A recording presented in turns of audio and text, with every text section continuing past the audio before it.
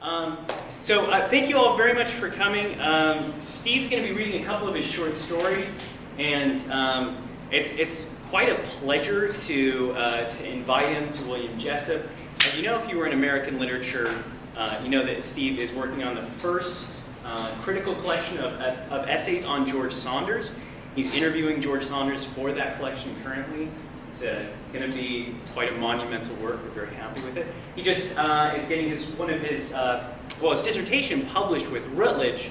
He's working on a book on Kurt Vonnegut and Ray Bradbury and Jungian psychology. It's brilliant. It's fantastic, and it's got great artwork. I also want to plug one other work of his. Steve published a novel, 2 years ago? 3 years ago? Yeah. A few years back, called Time's Laughingstocks. It's a wonderful book. It's delightful. You read it, you'll have those moments where you see those flashes of Flannery O'Connor and George Saunders, and of course, Kurt Vonnegut and Ray Bradbury, to whom Steve is very deeply indebted.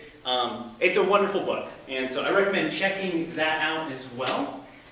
Just a little background on Steve, in case you weren't in American literature today, you haven't met him. He got his bachelor's degree at the University of Iowa, and then he went to England, to Lancaster University, got his master's degree there. Then he went on to get an MPhil at Trinity College Dublin, and recently completed a PhD at Trinity College Dublin. So he lacks in education considerably. He's thinking about, maybe going and pursuing a degree in higher education at some point in time. But thank you so much, everyone, for being here. And I realize that you have lots of other chances and opportunities to find entertainment in this day and age with Netflix and Hulu and Amazon Prime and Instagram and other social media. So it's really important that you're here to listen to short stories, to be part of the community where we can enjoy the written word. So please welcome Steve Gronert Ellerhoff.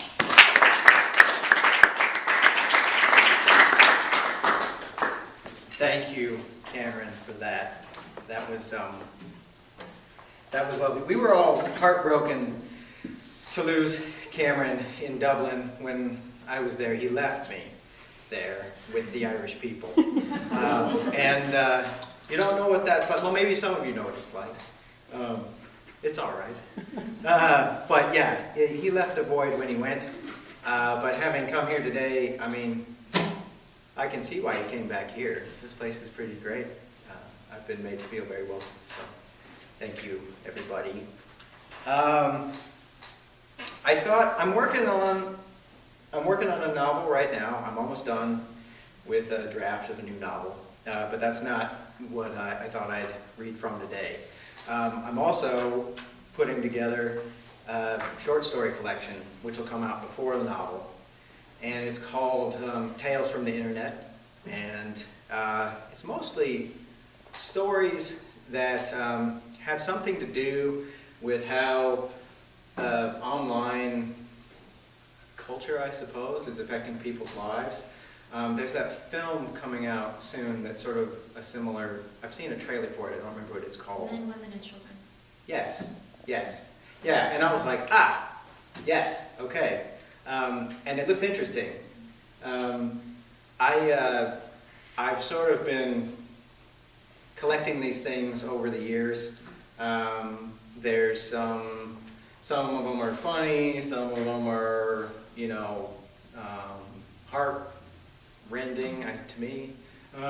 There's all kinds of stuff. It's one of the stories is about like a college kid who decides he's gonna redeem his father after his parents' divorce by introducing him to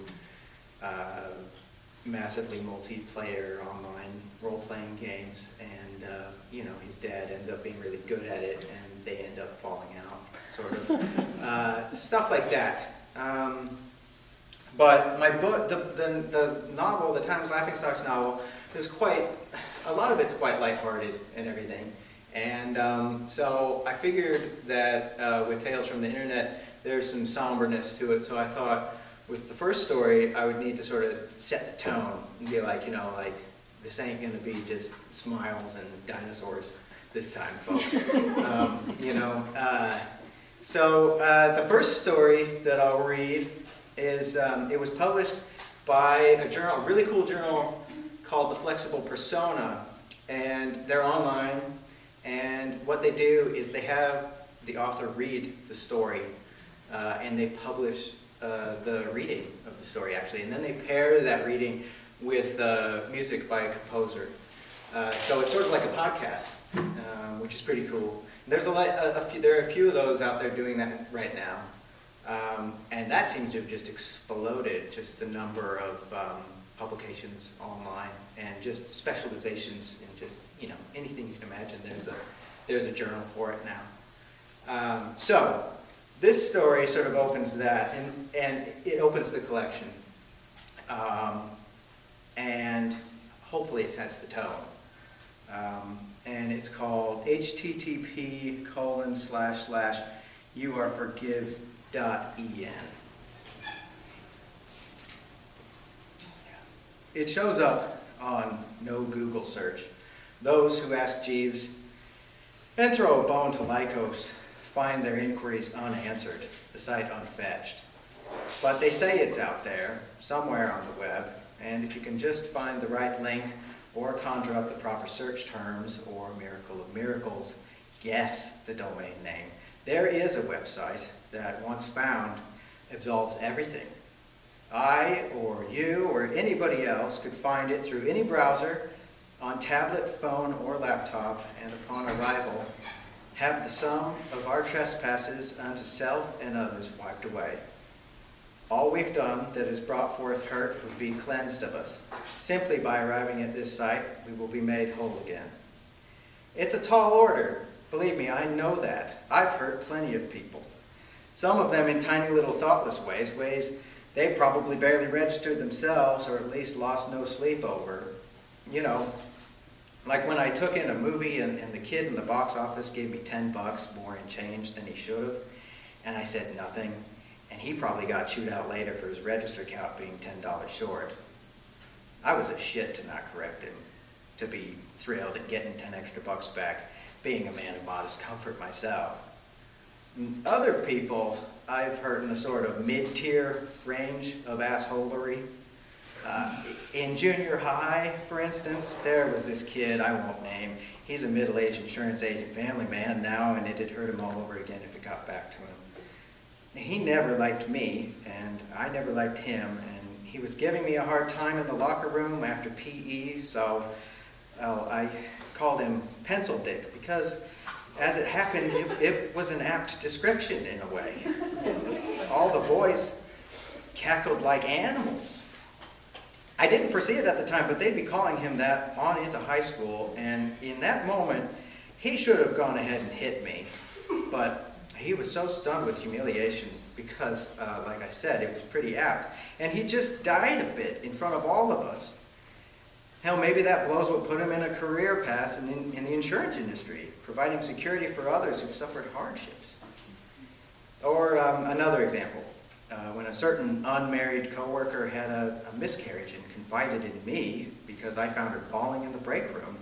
She asked me not to tell anybody, and I said I wouldn't tell a soul, but then told the head of HR later that day, and the head of HR approached her about it, and no one had even known she'd been pregnant because she was kind of bigger, and it kind of, I guess, hid the pregnancy a bit, even though she wouldn't have shown much because she wasn't all that far into carrying the baby or fetus or whatever it's called, and then she knew I'd told. That was insensitive. I should have kept my trap shut on that one. But one person though, one person I betrayed, and of course, betrayal's the worst hurt, because in order for it to occur, there has to exist trust. Betrayal relies in its most destructive aspect upon solid interdependence. And we depended on one another. One another can be two together, and that's what we were. We were together until my betrayal. I've said I'm sorry, not to the box office kid, who even knows where he is now, or the classmate I regrettably called Pencil Dick, but the others, sure, I've apologized, especially the one I hurt the most. I said sorry so much, the courts had to get involved, and it was ordered that I see a counselor who told me in his little office, which was decorated with sepia-era photos of American Indians and sort of boasting a corporate park view through the wood-slat blinds, that the person I had to forgive most was me. So I've told myself I'm sorry every morning, every night, lots of times between those times in the course of a day, every given day, and I still don't feel forgiven, not for any of it. But this domain name, there's something numinous in the possibility of it, you know, because Gott ist tot, and has been since at least 1882. I mean, that's long enough now that we ought to realize our world is vastly different from what it used to be. A good few generations living there without a living God.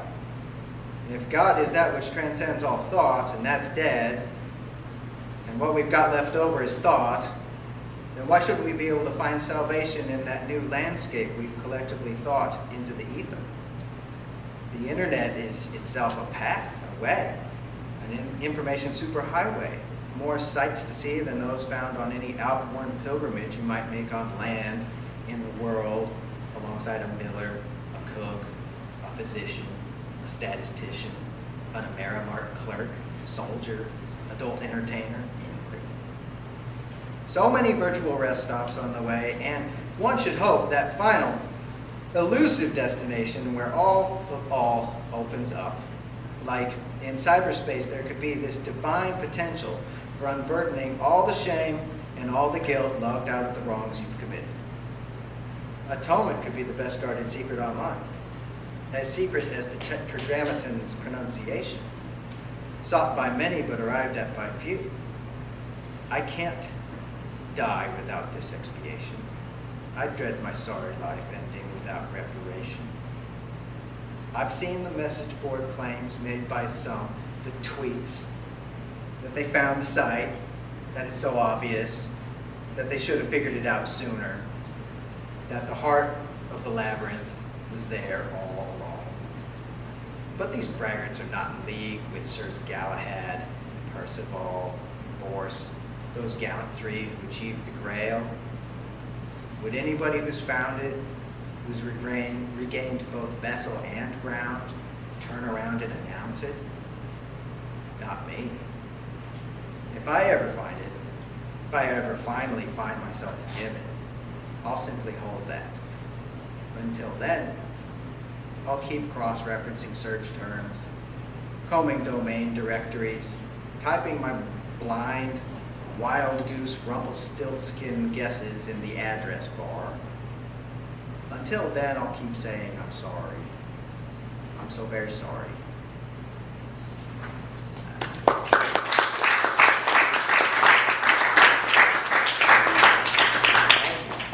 Thank you. My ex-wife just got here from high school. We were in Flowers for Algernon together in high school, and she was my wife, and I was her husband.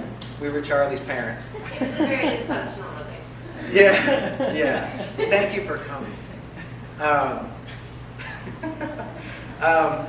So hopefully that's a little sad bastardy enough just to get the thing off to a good start, right? I hope so anyway.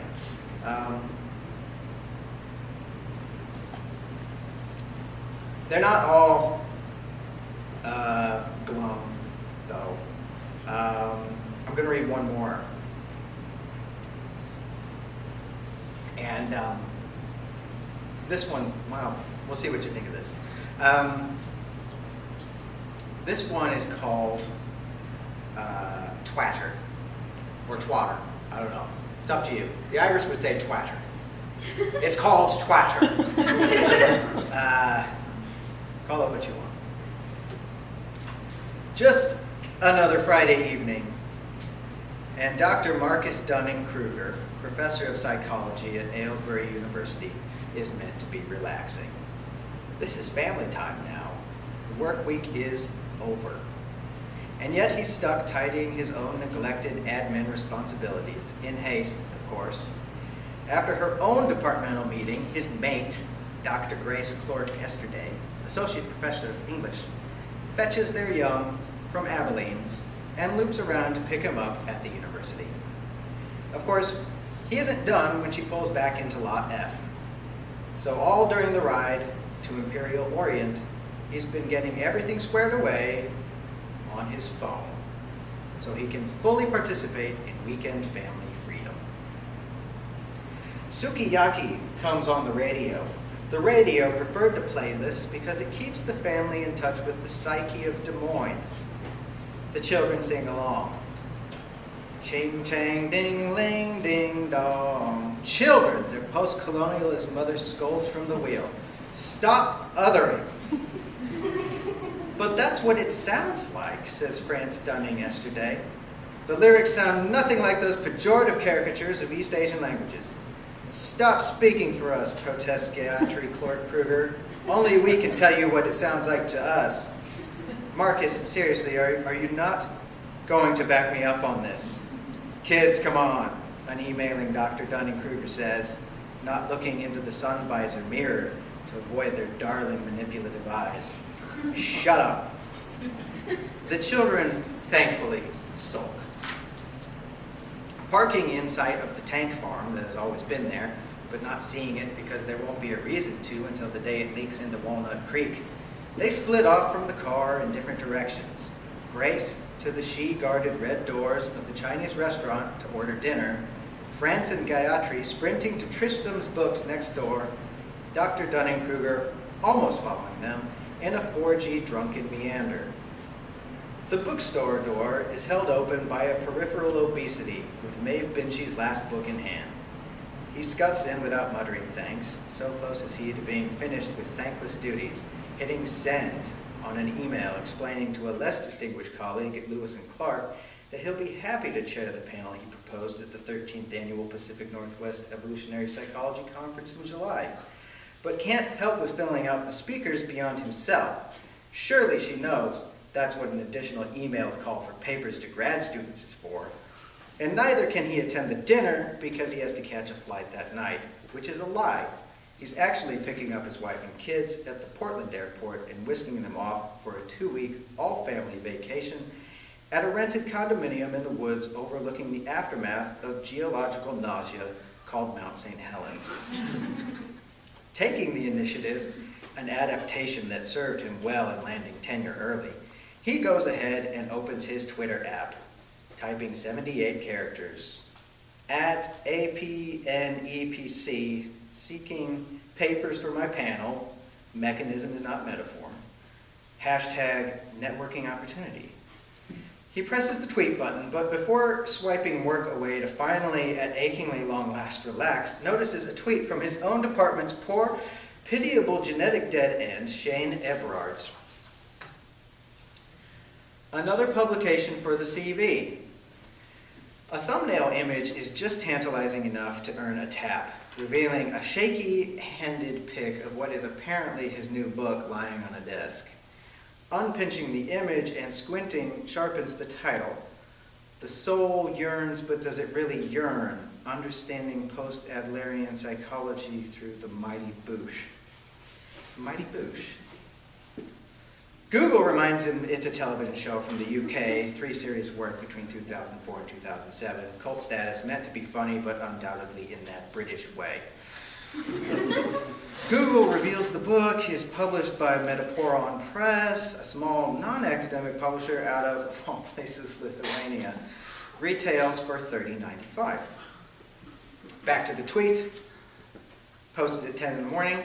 No one has replied or retweeted it in 8 hours. Poor Shane. Shane isn't like Dr. Dunning-Kruger or anybody else in the department, for that matter.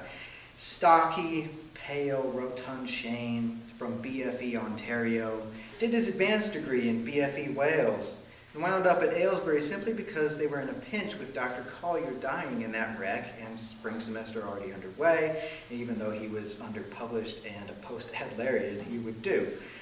Shane, who wears mall-bought suits and whiskers that have refused coalescence into a beard all the 3 years he's been sucking air 2 doors down, where Dr. Dunning-Kruger cultivates intellectual rockabilly chic, cowboy shirts, belt buckles, and tweed.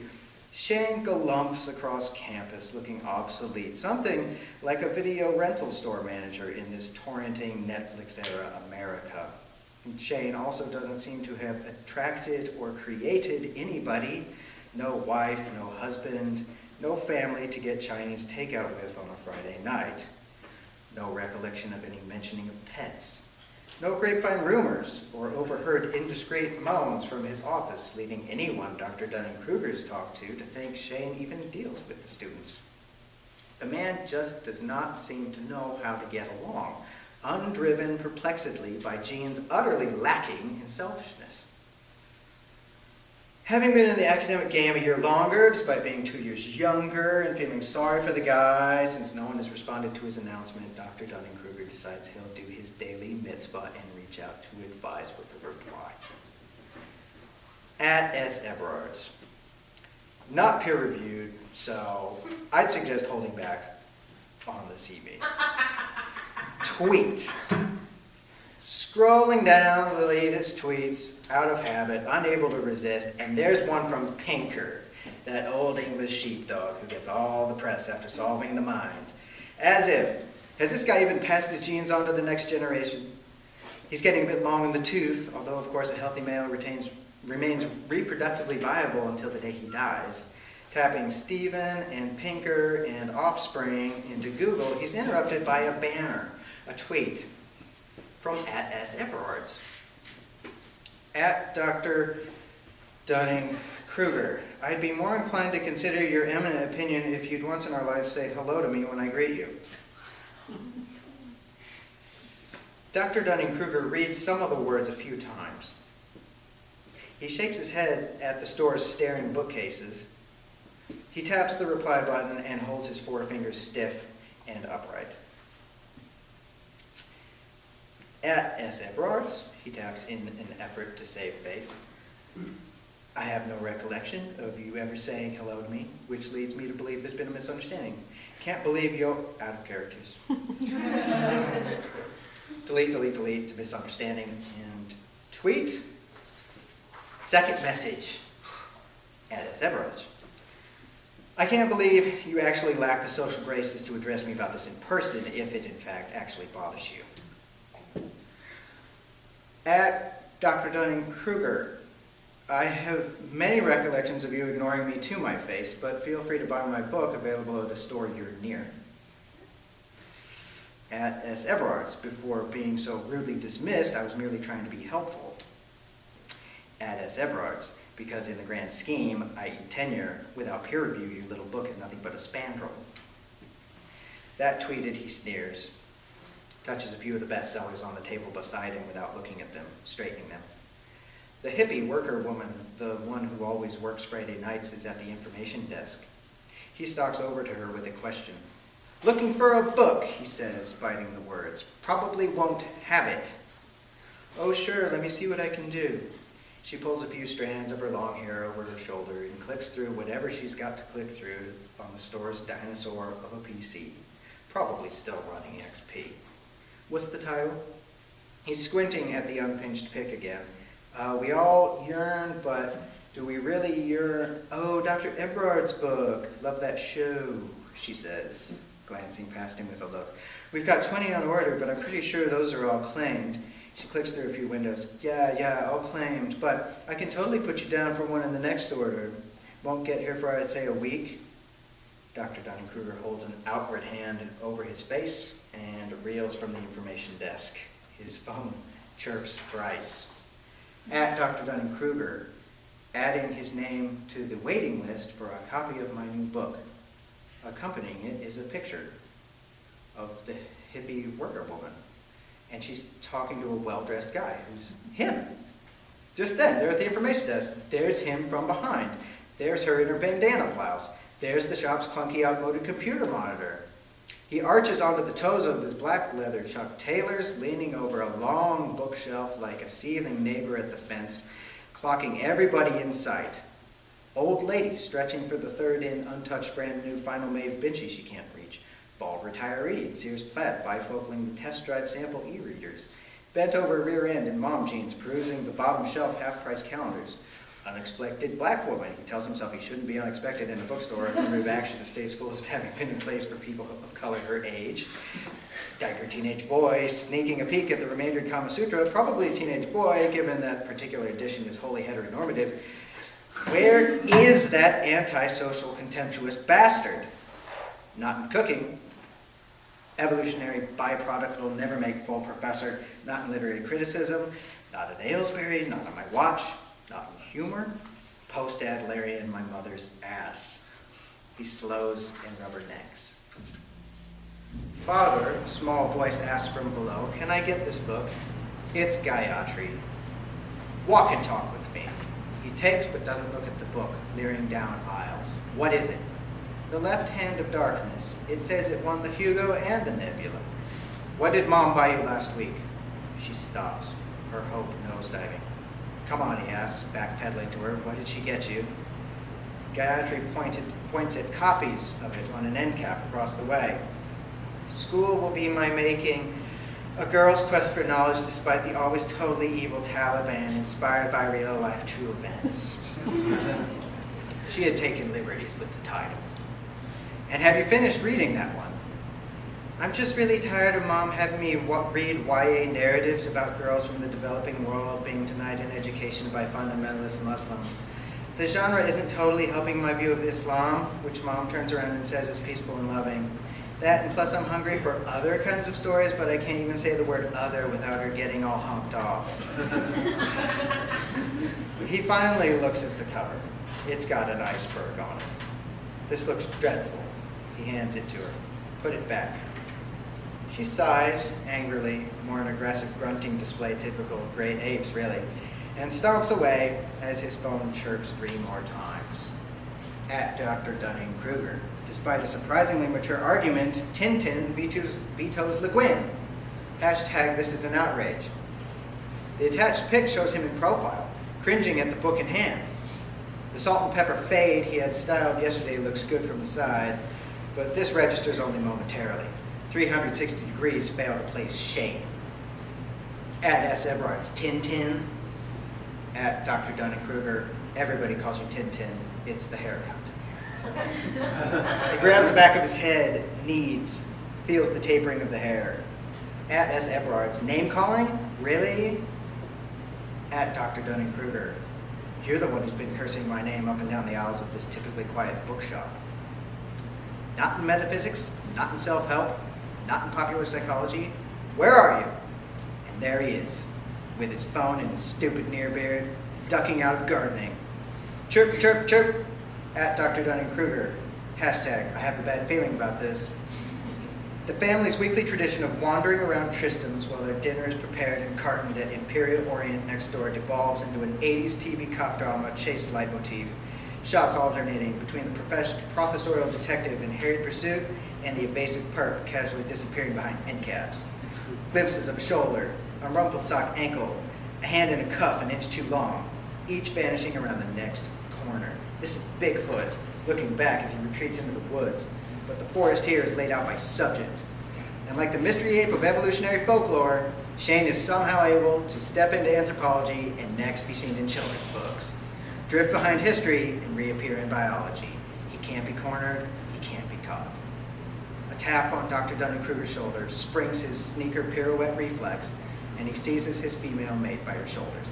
Where is the bastard? Where is he? Dr. Clark yesterday horripilates. Get the hands of white patriarchy off me right this instant. He jolts left, then right, a dog who's lost track of the ball. Damn it, you just made me lose him. France hasn't been taken. He's right here. Calm yourself, Marcus. France is with her, clutching a graphic novel. Dad, the whole store is looking at us. No, no, Shane Eberards, he laments. Shane Eberards, that good-for-nothing inconsequential relict, somehow still living in utterly extinct branches of psychology. I just saw Shane on his way out the door, she says. He was a very pleasant man, wished us all a nice weekend. The exit stands empty, except for the table of bargain books. But spying out behind the threshold, at the lot there, waiting for him, is the idiot in his rank-a-dink Civic. Shane throws an arm out his window and waves, keeps waving until his car toodles on past the store's windowed wall and out of frame. Dr. Dunning-Kruger grinds his boulders in his head, chewing on nothing, staring at the parking lot in sunset. And Shane Edwards reappears. He's returned. He drives back the way he came, arms still out, reaching high to wave above the roof. He's honking the horn. That gloating mole man, taking a prideful lap of the lot. He and his pathetic little chassis go away with absolute cheer, leaving him alone in rage again. A feminine chuckle. As soon as he looks, Dr. Dunning-Kruger sees the hippie worker woman trying to cover her reaction by suddenly reorganizing whatever's under the counter. All right, Grace says, curving back with Gayatri in tow in that iceberg book she wants. I'm paying. The Discover card? Sure. He sets immediately to putting down his final thoughts on the entire altercation, poking at his phone with tenured authority and sharpened erudition. At SF Broads. This is the last I will say about this, but your inclusive fitness rating of 0, combined with your kin altruism rating of 0, tweet at SF Roads. Put you as an organism in our pan-mictic population the closest I've ever seen to making a scientific law of Hamiltonian spite. Tweet. He lets out a great breath, diaphragm unclenching, intercostal muscles relaxing, his lungs expelling air dead with carbon dioxide. A controlled inhale through his nostrils dances fresh oxygen upon his countless alveoli, and already he feels control waxing strong. He scrolls up, reads through the exchange again, halfway down, right when he got called Tintin, when his nemesis interrupts with a new tweet. Can't wait to begin a new case study tonight. Exacerbation of the inferiority complex via social media. Thanks, at Dr. Dunning-Kruger. # inspiration. Oh, no, you don't. He quick brings up his own tweets, starts deleting them, erasing them, undoing them all in a rhythmic tapping on the screen. Oh, would you stop with the phone already? It's Grace, bought books bagged in hand. Come on, time we picked up dinner and got General So in your stomach. Almost done here, he says, staring past his reflection at the phone, tapping, trailing the wife and their offspring out of the bookstore. Almost done.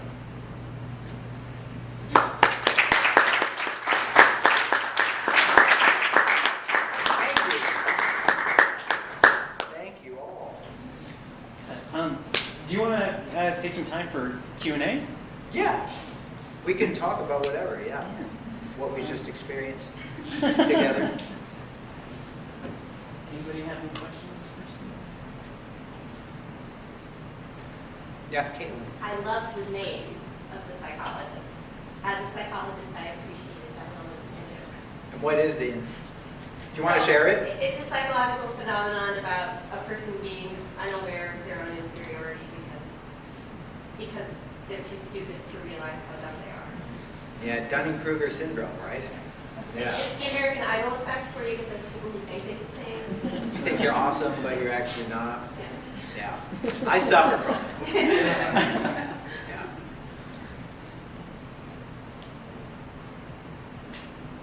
Any advice that you give to people who are trying to hone their craft? And Well, yeah. Is anybody writing? Does anybody? Okay. And are short stories, novels, poetry, all of the above.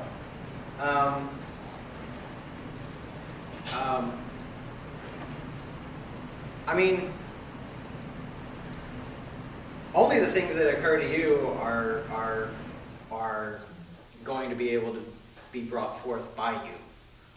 The stories that visit, no one else is receiving those stories. So if you don't tell them, nobody else is going to do it. I think it's very much worth all the time and energy to just pay attention to them, find out what's there. Kurt Vonnegut talked about that towards the end of his life a lot. He said, practice the arts because not, for the money, because there isn't money in it unless you're really, really lucky. But it makes your soul grow. That's the finest thing you can get out of it. I don't know. That's what I would say. That's what was said to me.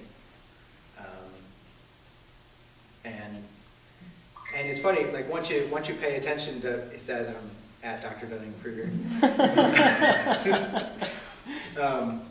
I mean, you know, once you start doing it, I don't know, it just gets kind of addictive, I suppose. You just gotta keep going. Yeah. What would you say is your main source of inspiration for these stories?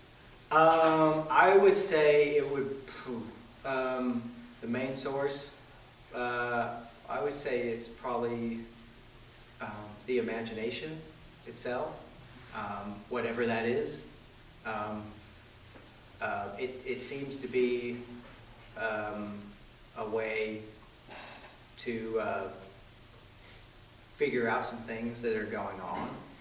It feels like things just like ideas would just bubble up, you know, and then it might be a character, it might be a situation or something someone said, or you know, something you've experienced can be quite can be all you need, and just trusting in that, because it will keep opening up and opening up and opening up and opening up if you pay attention to it. But slow starts, sometimes it's slow starts. Like the book I'm writing now is, I never thought it's so weird. So like, there's the time travel book, right? And that's like, oh, wacky, you know, let's go through time. And what happens is this time traveler picks up his 12-year-old self, because I was always like, why can't the time traveler meet himself or herself? And everyone's like, oh, because of the plot holes and all that. I'm like, that's kind of cool though, isn't it? Like, and you know,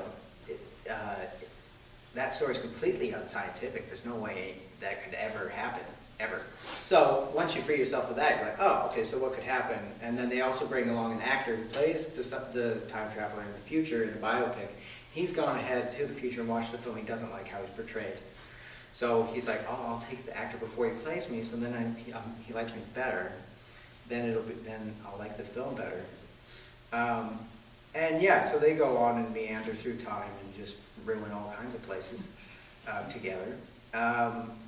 So there's that. Then I've got this sort of, you know, internet stories thing.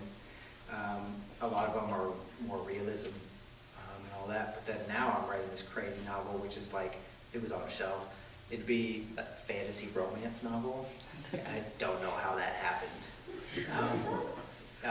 But I think I don't know, it's just sort of like, you know, the stories will come up, they'll come to you.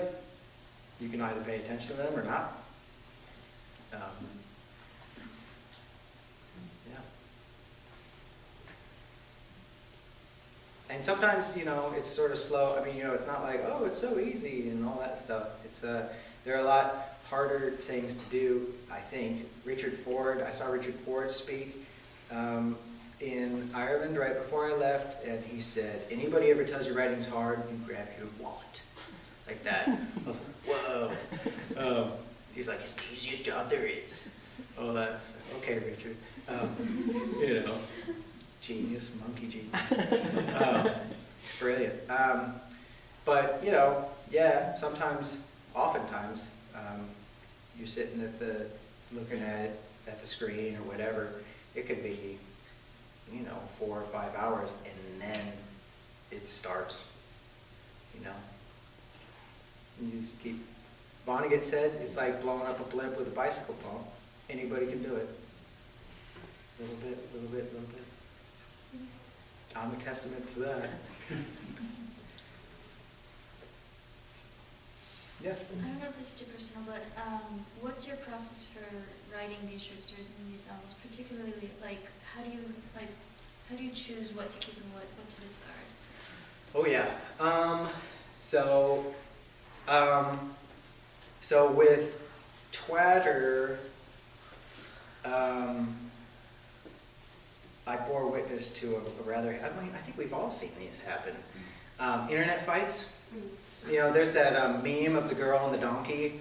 The cute little girl and the donkey is like, and they're both shouting at each other. It says internet fight. You know, and it really bothered me. Just like, why? is preposterous. Why is this conflict coming out of nowhere?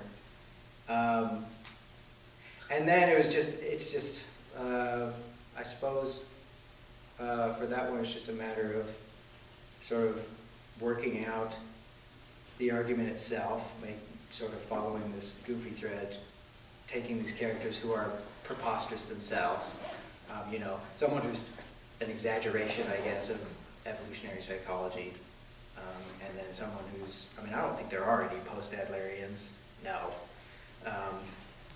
And so taking them, playing around with those ideas, and then tidying later.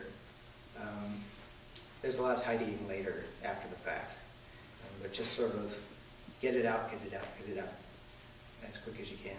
Short stories are nice too, because you can do them fast, you know. Sometimes some of us in the Saunders class were talking about the story that took him 13 years to write, right? That's exceptional. But having said that, I do have story starts and things in various stages, and sometimes when I go through my files, I have found things that I don't remember at all, that I don't remember writing down. And I'm not a drug addict or an alcoholic. I have found those things and just be like, whoa, what's, yeah, strange. So sometimes little dead ends pile up. Amy Bender's a great writer from Los Angeles, and she says, you know, don't be afraid to start a bunch of different things, and then every day just work a little bit, because what you find is that, and when you sit down to work on something you feel like working on, because if you do that enough, all of a sudden you've got this spread, and when you sit down, you can go through and see what you feel like working on. You've got lots and lots of options, and over time they accrue. And I think that's really great advice. I think she's brilliant. I think she's really good.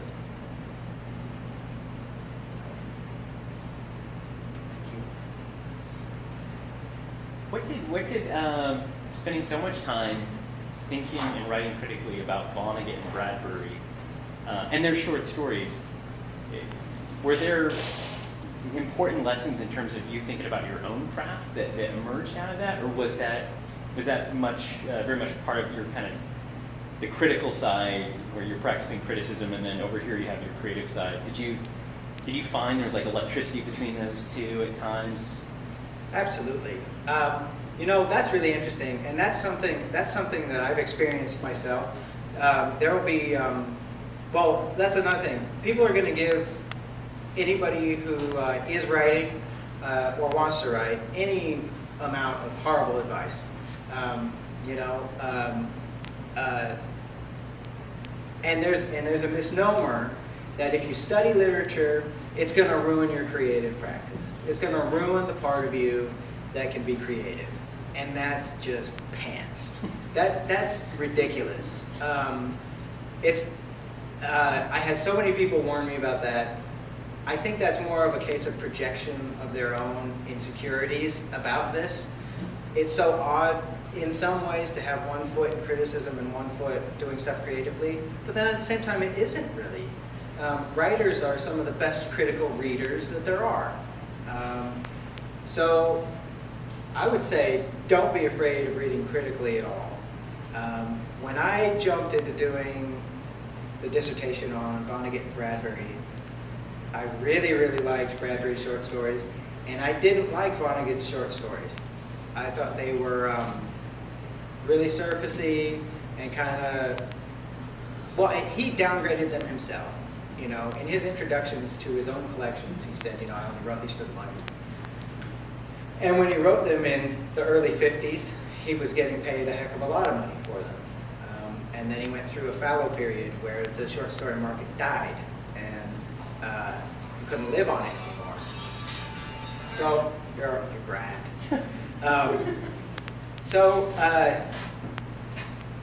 What happened along the way was, in looking at the stories closely, I really fell in love with the stories.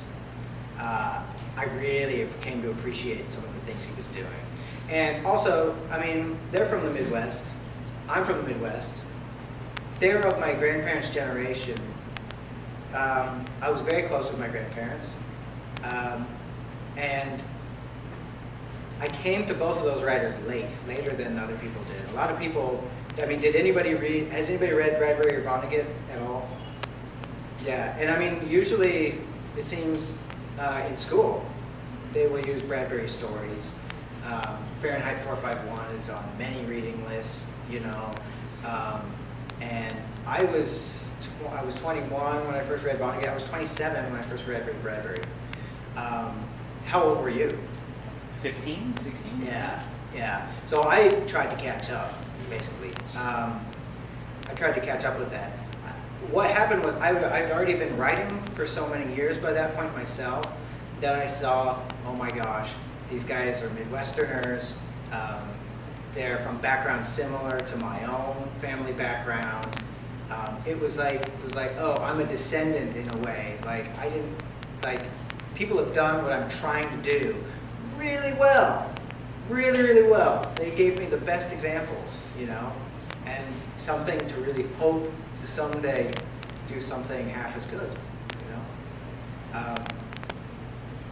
It's interesting as you go along how you discover these great aunts and uncles that writers you didn't know you had, you know. It's like finding a lost family, I guess. So yeah, but that whole critical creative thing is really, it deters a lot of people. There's already, you know, something in there that's gonna be like, oh, I could never be a writer, you know. You sit down and face it every time you sit down to write. You just tell it, shut up, you know. Knock it off. Not listening to you. Don't need everybody else outside saying it too.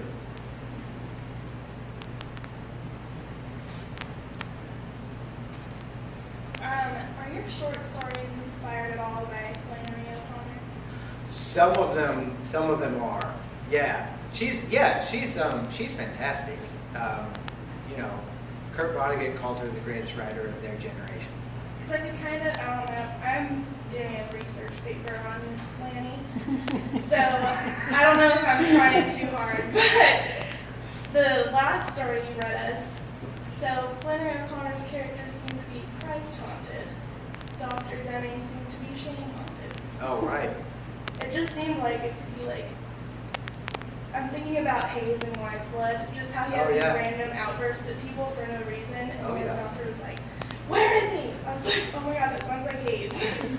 Yeah, absolutely. And she's a big influence. She's great. She's in the time travel book. Cameron asked me a question. Was that yesterday or today? Yeah, yesterday. He was all like, Greenleaf? There's a pivotal moment, and I was all like, it's like, I've been waiting since 2013 for someone to ask me. Oh, that was the best feeling. It was like you've communicated with somebody, like somebody, you know, yeah, you're talking about the same thing. Absolutely. She's you know, she's revered for very good reasons, I think. Yeah. And how is it coming along well? You feel good about it? Sure. Good. It's worth working on. Yeah. So, there you go.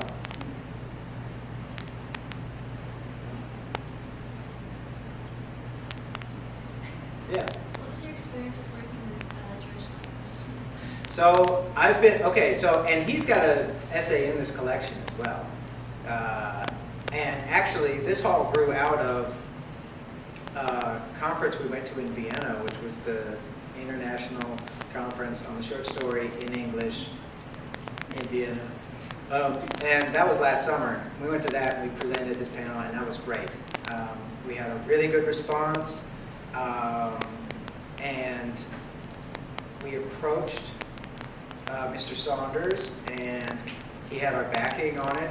Now it's strange because, you know, there comes a time when a writer's been doing work for so long that it's like, you know, they deserve critical attention. And critical attention, we hope, raises appreciation for a writer, right? I mean, it's how Herman Melville got rescued in Moby Dick, you know, from being completely unknown for generations. So, the hope, we were looking at my supervisor at Trinity, was like, there isn't even a book on it. And how is it? Like, that's ridiculous. There should be a book on it.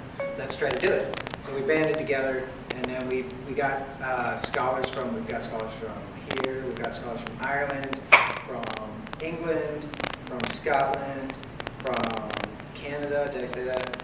From the Netherlands, from Germany. So Saunders is appreciated around the world. He's worth it. It's very much worth it. And we're sort of hoping this kicks off critical attention. It's just time, It's just time for him to get that kind of attention. So he is just about the nicest human being you can imagine. His commencement address that went viral, all about kindness and all that. He walks the walk as well. He's also incredibly good at articulating the process of writing, describing certain things as you sit down to write. Where if you write, you read it and you're like, yes, right, that's it. And it's hard. These things are hard to put into words, Yeah, so he's great. It's not like some of the old guard of the literary, American literary, like Norman Mailer biting that guy's ear off in that documentary. You know what I mean? It's a joy to work with George Saunders, talk to him. So far. Any other questions? Thank you so much, Steve. Hey, thank you. Oh, I'm sorry, sir. I don't know if this is a real subject, or it might be completely obvious, but it's just something I've been thinking about a lot lately. How do you distinguish between genre fiction and what we call literature, or something that we would consider when studying, you know what I mean? Absolutely. It's one of the biggest. I feel like there are a lot of pieces that fit in a gray area, and that's even more confusing. Absolutely, yeah. It's a huge debate, and it's going on constantly.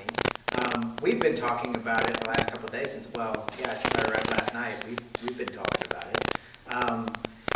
There's people like Michael Chabon who says there should just be a fiction section. Just that's it. It shouldn't be divided up into all these. Just alphabetical by author, just fiction. There it is. I can appreciate that. The writers I was working on, like Bradbury and Vonnegut, they don't fit into these neat boxes, and the whole field of literary taxonomy is what I call it, and just what is this? This is this, and this is this. Vonnegut and Bradbury both have been at times put in science fiction. Then people in science fiction are like, they don't write science fiction, and they're like literature, and they're like, they don't belong over here, this, that, and the other. Yeah. It's a big, it can be helpful, I think. It can be helpful in terms of lumping things together, but I still feel like each book should be taken on its own, so as you come to it. But I'm weird like that. So, yeah, that's huge. Yes. Thank you. Thank you all for coming, and I hope you all get the extra credit. And I hope so. And thank you for, making me feel so welcome here. This has been really, really great. And, I appreciate it. I've had a really